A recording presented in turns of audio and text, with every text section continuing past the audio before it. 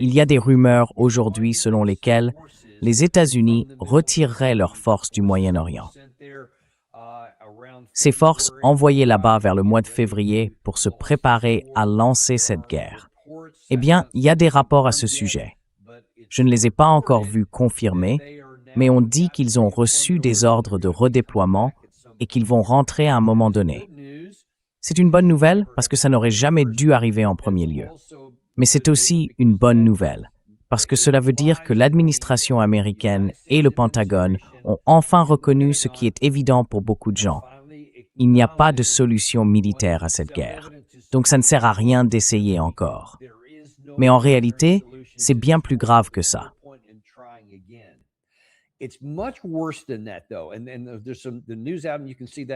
Il y a des nouvelles qui viennent de tomber, et vous pouvez voir ce titre du Wall Street Journal. C'était, je crois, hier. Et je pense que c'est important de le souligner ici, parce que sur cette chaîne, on avait expliqué dans les semaines et les mois qui ont précédé cette guerre que c'était une erreur, qu'il n'y avait pas de solution militaire, qu'on ne pouvait pas réussir.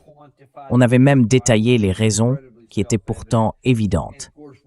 Et bien sûr, ce qui m'a touché personnellement, en tant qu'ancien combattant ayant fait 4 déploiements, c'est la perte de vie humaine, la mort d'Américains, les blessés. C'était ma principale préoccupation. Et c'était tellement clair qu'on n'allait pas réussir. Beaucoup ont dit non, essayons quand même.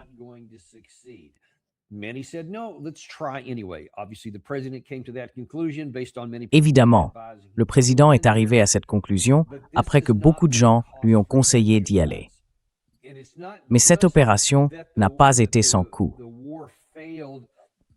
Et ce n'est pas seulement que la guerre n'a pas atteint notre objectif. Ce n'est pas seulement qu'on n'a pas obtenu de changement de régime, qu'on n'a pas détruit leurs missiles, qu'on n'a pas réussi à pénétrer dans ces villes souterraines de missiles dont je vous ai souvent parlé. Vous voyez celle-ci, cette coupe sous l'une des montagnes de granit. L'une d'au moins 30 que nous connaissons, 33 en réalité, je crois que c'est le chiffre exact. Ce n'est pas seulement qu'on n'a pas réussi à y entrer, c'est aussi le coût de cette tentative. Et c'est pour ça que j'espère que ce rapport est vrai, celui qui dit que nous redéployons nos forces pour éviter de subir encore plus de dégâts.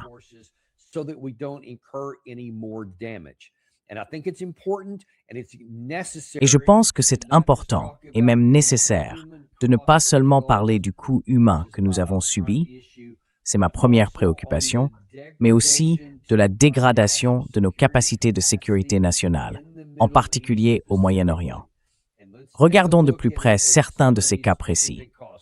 Je vais revenir à l'article dont il était question, celui qui expliquait comment l'Iran a dévasté une base navale américaine. On va commencer par examiner un exemple récent, un site en particulier, notre base de soutien naval à Bahreïn. La base de la marine américaine à Bahreïn a été visée à plusieurs reprises entre la fin février et le mois de juin. Les frappes qui ont atteint leur cible ont causé d'importants dégâts, selon une analyse du Wall Street Journal fondée sur des images satellites, des vidéos publiées sur les réseaux sociaux et des entretiens avec des militaires en service et d'anciens membres. Des dégâts que le Pentagone n'a pas reconnus publiquement.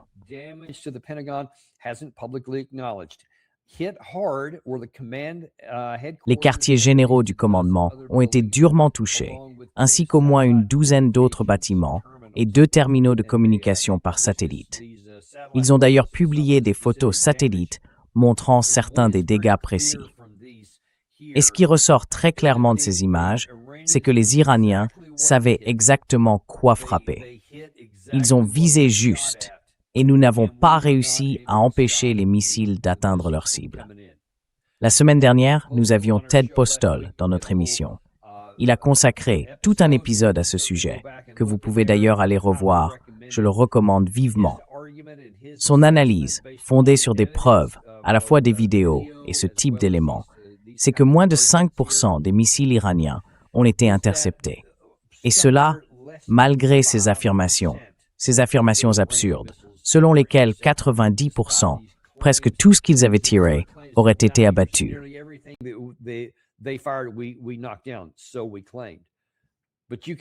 C'est ce qu'on affirmait. Mais il suffit de regarder ces images ici, et Gary vous en montre d'autres juste là. Parmi les choses qui comptaient le plus pour nous, les missiles sont passés et ils ont touché exactement leur cible. Donc même si, et je vous ai d'ailleurs montré cette vidéo plus tôt dans notre émission, la secrétaire Hicks, à peu près à la même période, expliquait, en gros, on avait complètement dévasté l'Iran, tout détruit, 90% de leurs missiles abattus, 95% de leurs drones, le détroit d'Ormuz, paralysé, qui ne faisait plus grand-chose. Eh bien, on a simplement dénoncé l'absurdité de ces propos, comme le temps l'a clairement démontré.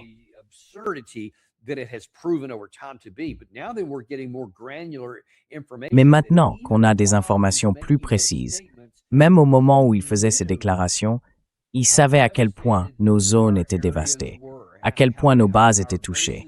On n'a pas pu se protéger, on n'a pas pu protéger nos alliés, et on a littéralement abandonné tous ces sites.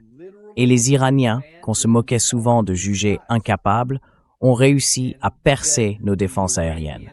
Ça inclut les États-Unis, nos alliés dans la région, et aussi Israël. Et ils ont réussi à atteindre ce qu'ils visaient. Vous l'avez vu, et je vais revenir là-dessus pour vous le montrer encore une fois. Regardez, ce sont des cibles d'une précision chirurgicale.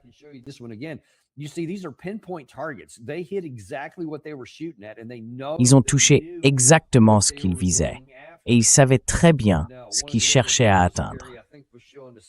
Dans une autre des vidéos, Gary, je crois qu'on l'a vu il y a un instant, on voit l'un des grands sites radars, parce que c'est là qu'il y a eu des dégâts importants. Et ça, c'est juste la base navale de Bahreïn ici. Oui, celle-là, juste là. Et dans toute cette zone, ce qu'on voit, c'est un drone. Je crois qu'on l'avait déjà souligné à l'époque, mais ça vaut vraiment la peine de le redire maintenant. Ce n'était même pas un missile balistique iranien, ce qui est déjà très difficile à intercepter. C'était un drone lent, et pourtant, il a réussi à passer sur une base américaine et à exploser.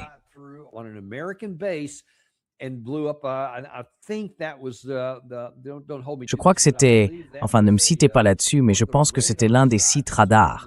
Un de ces radars a $1 milliard qu'on a perdu. Il couvrait une vaste zone, et sa perte nous a pratiquement rendus aveugles, ou presque, dans toute cette région. Ça, c'était un exemple. Et c'était juste à Bahreïn. Mais comme la BBC l'a rapporté il n'y a pas si longtemps, l'Iran a endommagé 20 sites militaires américains depuis le début de la guerre. Depuis la fin du mois de février, l'Iran a visé des installations clés dans 8 pays du Moyen-Orient, causant des millions de dollars de dégâts à des systèmes de défense aérienne ultramodernes, à des avions ravitailleurs et à des radars. L'Iran a frappé à la fois des bases américaines et des installations militaires partagées, en représailles aux frappes américaines et israéliennes menées en Iran et au Liban au cours des 3 derniers mois.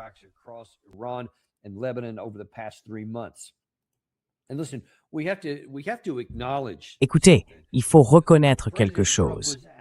Le président Trump a été interrogé, je crois que c'était il y a une semaine environ, je crois que c'était dans cette interview avec Axios, oui, c'est bien celle-là. On lui a demandé, reconnaissez-vous une limite à votre pouvoir? Et il a répondu, non, non, je ne reconnais aucune limite à mon pouvoir. Je ne sais pas s'il parlait d'un point de vue constitutionnel ou des limites imposées par le gouvernement ou encore de l'exercice concret de ce pouvoir. Mais pour lui, il n'y a pas de limite. Quelle que soit l'interprétation, c'est évident à travers les ordres qu'il a donnés. Il pensait, et il le répète sans arrêt, que nous avons l'armée la plus puissante de toute l'histoire du monde et que personne d'autre ne s'en approche.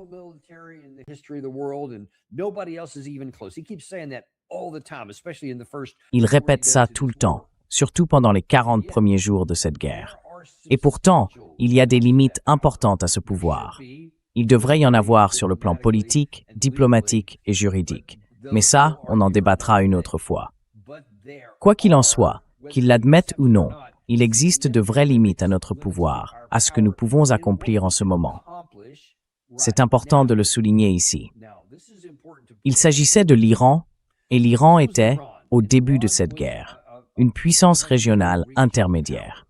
Nous les avons transformés en autre chose. Mais à l'origine, c'était une puissance militaire régionale qui n'avait jamais attaqué directement un autre pays.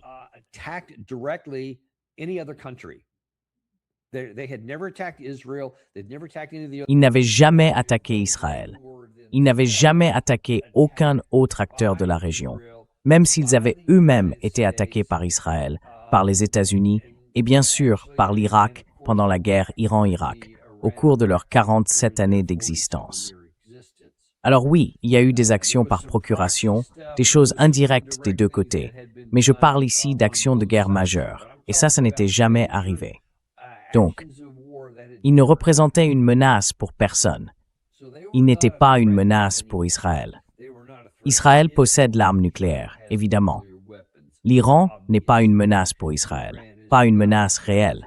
Une menace émotionnelle peut-être, mais pas une menace concrète. Et il n'était certainement pas une menace pour les États-Unis. Alors on n'aurait jamais dû aller en guerre, de toute façon.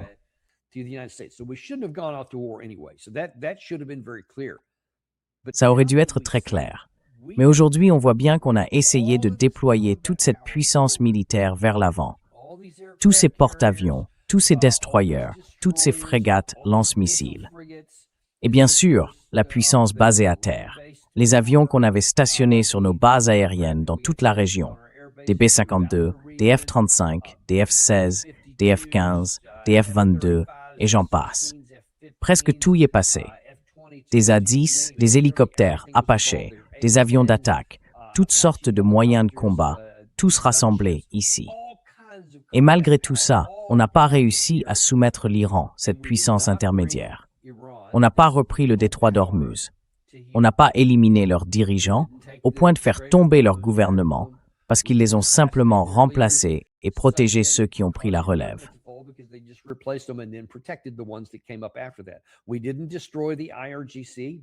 Nous n'avons pas détruit les gardiens de la Révolution, même si le président Trump avait déclaré de façon très remarquée qu'ils devaient tous se rendre ou faire face à une mort certaine. Ça ne s'est pas produit. En réalité, très peu d'entre eux ont été tués, si l'on parle des vrais membres du corps des gardiens. On avait dit qu'on allait détruire leur marine. Et oui, on a fait exploser un grand nombre de navires, des centaines, à la surface. Mais presque aucun de leurs bateaux rapides, ceux qui ont la capacité d'influencer la situation dans le détroit d'Ormuz. Et c'est justement l'un des principaux moyens par lesquels ils exerçaient leur contrôle. On n'a pas mis fin à ça. Jamais. Et oui, on a détruit la plupart de leurs avions, mais pas tous, parce qu'ils ont effectivement mené quelques attaques aériennes importantes dans les premiers jours de la guerre. Ce n'était pas un facteur décisif, mais ça a bel et bien existé.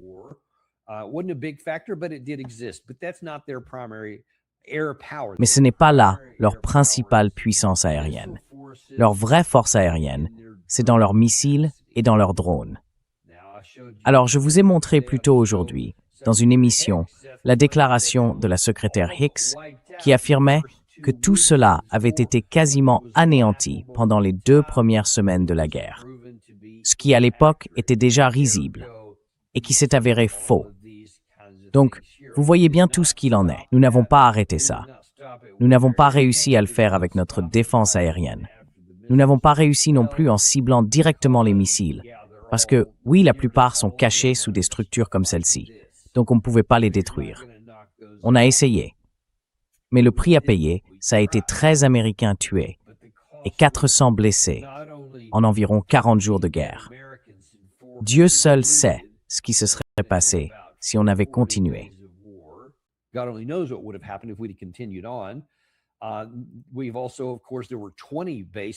Nous avons aussi, bien sûr, il y avait une vingtaine de bases qui ont été endommagées ou détruites, à tel point qu'on a dû les abandonner.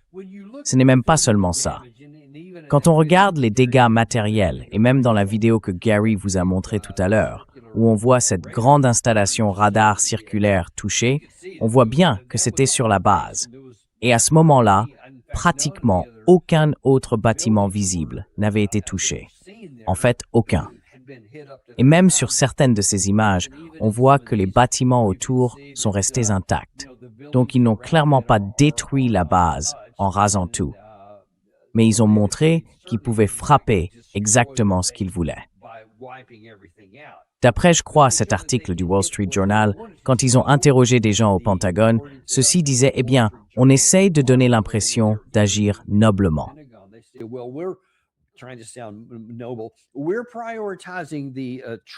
On a donné la priorité aux troupes plutôt qu'aux installations.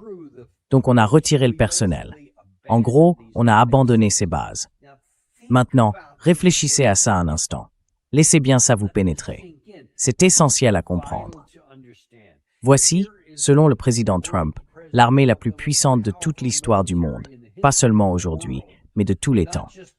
Et pourtant, face à cette puissance régionale intermédiaire, qui n'avait jamais mené de guerre contre qui que ce soit jusqu'à présent, jusqu'en 2025, eh bien, en 2026, quand pour la deuxième fois nous avons déclenché une guerre contre eux, ils ont commencé à riposter pour la première fois. Parce qu'en réalité, après la guerre de 12 jours de 2025, ils n'avaient pratiquement rien fait, à part quelques réparations et des actions de façade, juste pour donner l'impression qu'ils avaient réagi afin de pouvoir y mettre fin.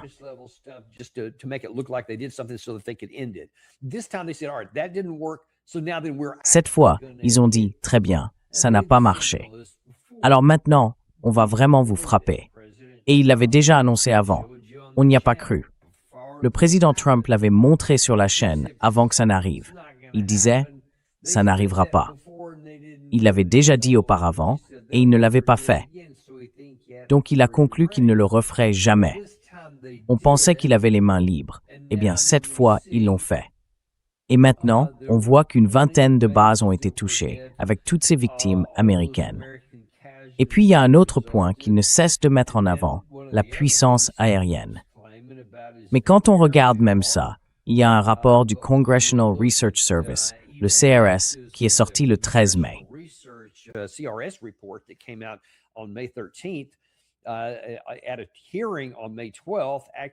Lors d'une audition le 12 mai, le contrôleur par intérim du Pentagone, Jules Hurst, troisième du nom, a déclaré que l'estimation du coût des opérations militaires en Iran s'élevait à 29 milliards de dollars. Dans ce rapport figuraient 42 appareils à voilure fixe ou tournante, y compris des drones, comme certains de ces MQ-9, qui auraient été perdus ou endommagés dans les combats là-bas. Nous vous avons déjà montré ce graphique. Il illustre à quoi ressemblent ces 42 appareils. Et cela couvre la période depuis le début de la guerre jusqu'au 8 juin. Cela représente en plus plusieurs milliards de dollars d'aéronefs au total. Nous n'avons pas réussi à stopper cette puissance régionale intermédiaire. Ce n'était même pas la plus grande puissance de la région. Alors, à votre avis, que va-t-il se passer? Réfléchissez à ça. Écoutez bien, mes amis. Consider this. Listen carefully here, folks. What do you think would happen if we had to fight Russia? Que pensez-vous qu'il se passerait si nous devions affronter la Russie ou la Chine, ou même la Corée du Nord d'ailleurs? Ces trois pays ont chacun bien plus de systèmes d'armes et de capacités que l'Iran. Leurs forces de missiles, dans les trois cas, sont bien plus importantes. La Chine dépasse de très loin tous les autres, même la Russie. Et la Russie, elle, dépasse largement l'OTAN et les États-Unis réunis. Je ne sais pas quel est le chiffre exact pour la Corée du Nord aujourd'hui, mais c'est déjà bien plus que ce que possèdent les Ukrainiens ou les Iraniens.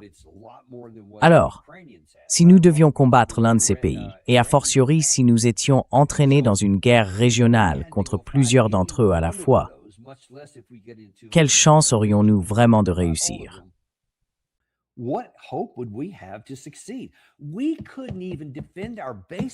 On n'a même pas réussi à défendre nos bases au Moyen-Orient contre une puissance régionale de second rang. Alors, à votre avis, comment nos bases en Europe s'en sortiraient si on entrait en conflit avec la Russie? Et nos bases en Asie, vous pensez qu'elles tiendraient le coup? Au Japon, en Corée du Sud, aux Philippines, en Australie ou dans d'autres endroits? Palu, je crois qu'on en a une là-bas aussi, non?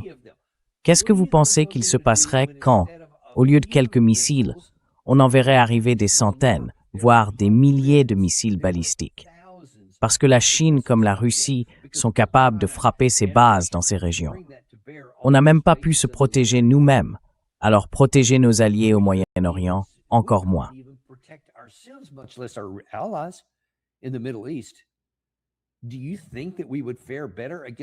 Pensez-vous qu'on s'en sortirait mieux face à un ennemi bien plus puissant comme la Russie? Apparemment, leur défense aérienne est meilleure que la nôtre, meilleure aussi que celle des Iraniens. Les Iraniens utilisaient, semble-t-il, d'anciens systèmes russes S-300 qui ont eux aussi été percés. Ils n'ont pas beaucoup défendu, mais comme une grande partie de leurs installations étaient enterrées, ils avaient anticipé ce scénario. Du coup, ça n'a pas eu un impact majeur sur leur capacité de guerre. Mais d'après ce qu'on a vu dans la guerre entre la Russie et l'Ukraine, les Russes disposent d'une défense aérienne nettement supérieure, aussi bien contre les drones que contre les missiles, que les Ukrainiens essayent sans cesse de contrer.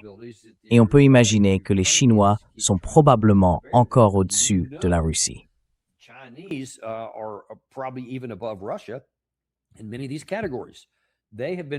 Et beaucoup de ces pays ont vraiment suivi de près ce qui s'est passé pendant cette guerre.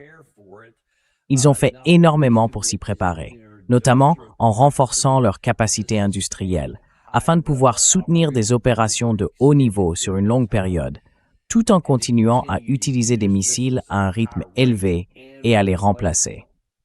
Nous n'avons presque rien de tout ça. Cela devrait amener l'Amérique à une prise de conscience lucide et froide. Notre puissance a des limites importantes. Il ne faut pas aller jusqu'à dire que nous sommes impuissants. Ce n'est pas le cas. Nous avons clairement la capacité d'infliger beaucoup de souffrance et de dégâts à d'autres. Et si quelqu'un veut nous défier, le prix à payer sera lourd, très lourd. C'est pour ça que nous avons une capacité de défense nationale, et nous devons la conserver.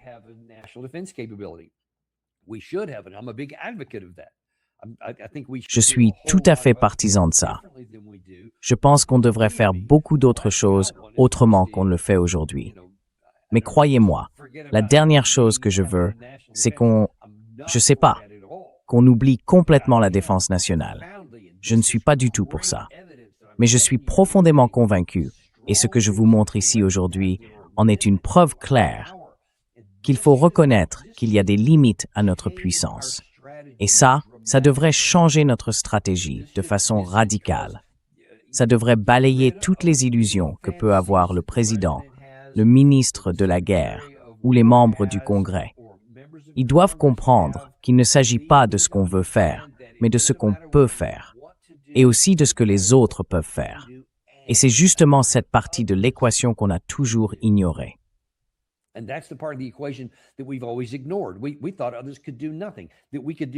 On pensait que les autres ne pouvaient rien faire, que nous pouvions faire tout ce qu'on voulait, et qu'ils n'auraient qu'à se plier à notre volonté. Il suffisait, croyait-on, de tirer quelques missiles, de faire exploser 2 ou 3 choses, et ils comprendraient le message, puis ils s'arrêteraient et feraient ce qu'on voulait. Et pour être honnête, c'est comme ça que ça marchait. Il faut être clair là-dessus, surtout depuis la fin de la guerre froide, et même avant, pendant longtemps.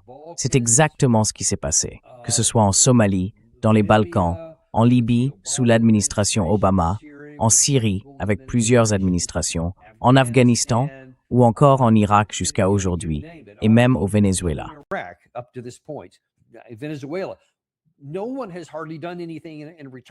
Personne n'a vraiment fait grand-chose en retour. Pour nous, le coût, sur le plan physique ou militaire, n'a pas été si élevé.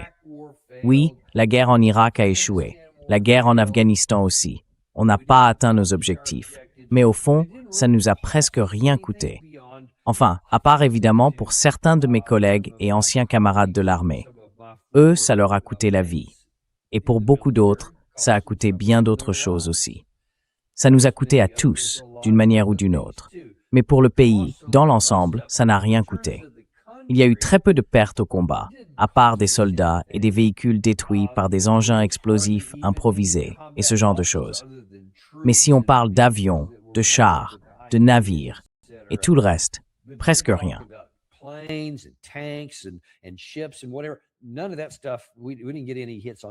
Rien de tout ça. On n'a eu aucun résultat. Rien du tout. Et maintenant, on voit bien qu'on n'est même pas capable de protéger nos propres bases. Ça devrait être un signal d'alarme pour toutes nos bases en Europe, parce que la Russie peut frapper n'importe laquelle d'entre elles. On ne peut en protéger aucune. Vous comprenez ça? Ça montre aussi les limites de la technologie. Tout ce discours sur le THAAD, les PAC-3 et les autres systèmes de défense aérienne qu'on partage avec nos alliés. Dire que ça intercepte 90% des attaques, c'est complètement faux. Toute cette idée qu'on dépense des milliards de dollars dans cette espèce de dôme d'or, c'est aussi absurde que le projet de guerre des étoiles de Reagan.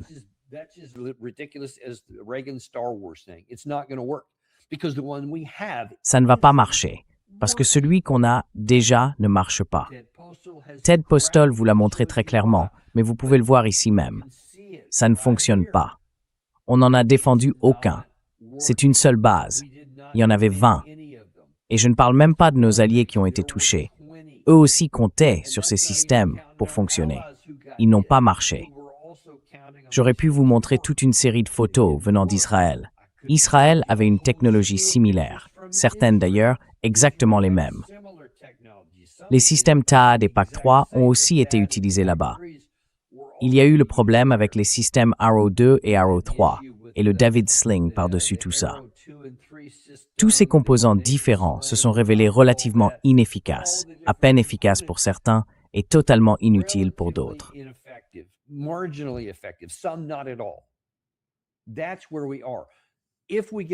Voilà où nous en sommes.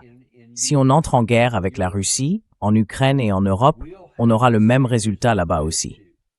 Les images que je vous ai montrées, tout ce que les Russes veulent viser, ils vont le toucher. Oubliez même les armes hypersoniques. On sait très bien qu'on ne peut pas les intercepter. Même pour le reste, certains Kinzhal et d'autres missiles que l'Ukraine dit abattre régulièrement, je reste sceptique. Ils n'ont pas de capacité magique que nous n'aurions pas. Et pourtant, on voit les vidéos tous les jours. Chaque jour, on voit de nouvelles frappes qui passent, que ce soit des bombes planantes, des Kh-101, des Kinzhal, peu importe. Tout ça, évidemment, c'est russe.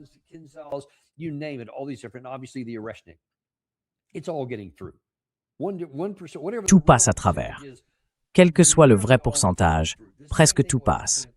Ce serait pareil s'ils frappaient des bases américaines ou des installations européennes qui fabriquent des drones pour l'Ukraine, ou des moteurs de fusée pour les missiles longue portée, et ainsi de suite. N'importe quelle usine qui produit quoi que ce soit. Elles sont pratiquement impossibles à protéger. Elles vont être touchées. Et bien sûr, c'est exactement la même chose pour tout ce que je viens d'évoquer. Toutes ces bases en Asie, toutes nos bases là-bas seraient frappées de la même manière si on entrait en guerre avec la Chine. Leurs bases à eux seraient touchées aussi. Parce que quelle que soit leur défense aérienne, nos armes passeraient quand même. Parce qu'on a du matériel très puissant.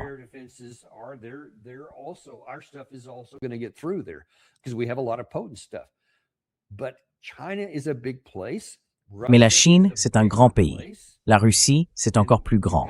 Et vous avez quoi? 1,4 milliard d'habitants en Chine et 140 millions en Russie. C'est très étendu. Ils ont tiré certaines leçons. Ils ont des installations souterraines. Je ne suis pas complètement à jour sur les capacités chinoises, mais je sais qu'ils font beaucoup de tunnels souterrains.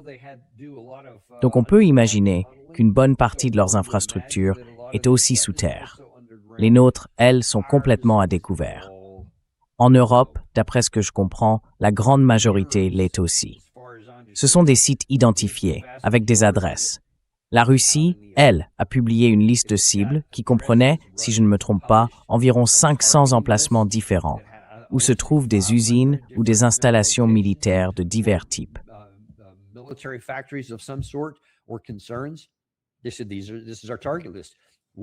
Ils ont dit, voilà notre liste de cibles. Qu'est-ce que vous comptez faire? Je sais que la Russie a certaines installations souterraines. La Chine aussi, j'en suis sûr. Et la Corée du Nord, sans aucun doute. Ça, je le sais de façon absolument certaine. J'ai beaucoup étudié la question quand j'étais en poste en Corée du Sud. Et on voit bien ce qui se passe avec l'Iran. Nous, on n'en a pas. Alors tirez-en la leçon, mes amis. Écoutez, on a déjà dépensé, d'après les estimations actuelles, entre 600 milliards et 1000 milliards de dollars. C'est ce que cette guerre nous a déjà coûté, même si on ne retourne plus jamais en guerre.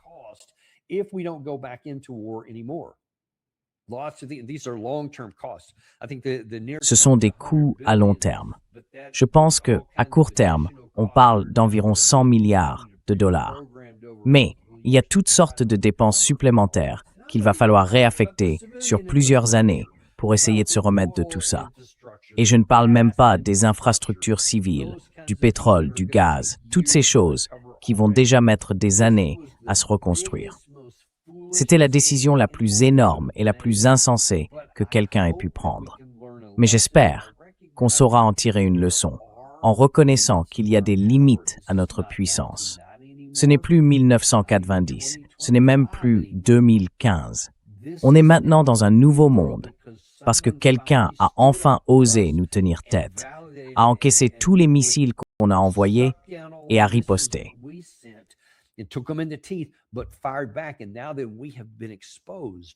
Et maintenant qu'on a compris qu'il y a des limites au pouvoir, il faut s'assurer de ne pas se lancer dans une guerre qui ne serait pas seulement une humiliation, une guerre dont on pourrait simplement se retirer, comme c'est apparemment le cas en ce moment, ou sur le point de l'être. Mais si on parle d'un conflit en Europe ou en Asie, mes amis, ça pourrait être dévastateur. Ça pourrait nous détruire. Ce genre de guerre, on pourrait la perdre militairement, pas seulement sur le plan stratégique, pas seulement en termes d'image, mais vraiment la perdre, être vaincu sur le plan de nos capacités militaires. On pourrait être battu. Il est temps de tirer les leçons de tout ça. Notre sécurité nationale doit être tournée vers la défense.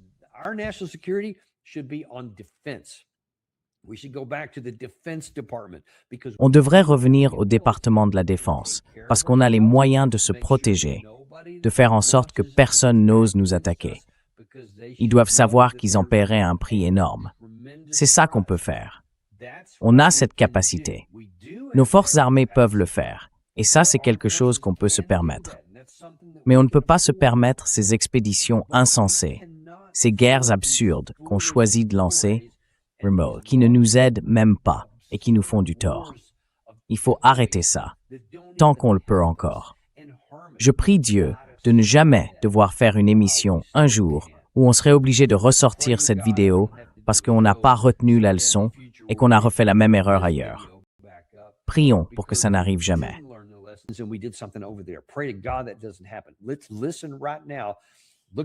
Écoutons tout de suite. Regardez tous ces coups qui nous tombent dessus en ce moment, nos bases navales, les bases dans toute la région, les avions, tout ça. On parle déjà d'une perte d'1 billion de dollars. N'en rajoutons pas, s'il vous plaît. Soyons lucides. Redevenons sérieux. Prenons soin de notre pays. Prenons soin de notre défense nationale. Mais arrêtons de faire des choses stupides tant qu'il en est encore temps. Merci beaucoup. On se retrouve dans le prochain épisode de Daniel Davis Deep Dive. Vous savez, je ne cherche pas à vous convaincre d'acheter de l'or, ni à vous dire comment gérer votre portefeuille boursier. Mais il y a une façon de nous aider. Abonnez-vous, mettez un j'aime et partagez cette vidéo avec quelqu'un que vous aimez.